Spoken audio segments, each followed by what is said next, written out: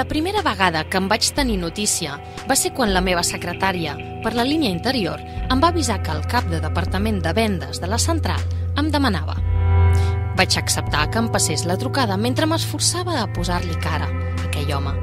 L'havia conegut feia un parell de setmanes durant les jornades de màrqueting i venda creuada on havíem assistit als alts càrrecs de l'empresa. M'havia caigut bé, però el cert era que tampoc no havíem parlat gaire. «Bon dia, Costes!», va cridar des de l'altra banda de l'auricular. «Bon dia! A què es deu aquest honor?», vaig bromejar. «Veuràs...» Em va semblar que de sobte li havia canviat el to de veu. «He dubtat molt a trucar-te. No voldria que em consideressis un ingenu o un capsigrany». «Capsigrany?», em va estranyar. «Però què passa?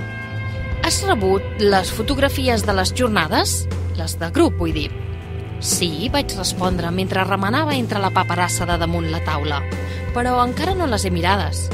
«Ja. Doncs dona-hi un cop d'ull a la que hi sortim tots».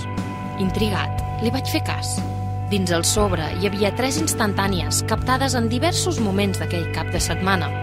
En una d'elles se'ns veia tots amb somriure de Lluís i col·locats com un equip de futbol, la primera fila ajupida i la segona dempeus. Em vaig localitzar de seguida. Estava al darrere i cap a la dreta. I al moment, en veure'm, se'm van obrir uns ulls com unes taronges i em vaig apropar a la fotografia per observar-la amb el màxim detall. Sí, era jo.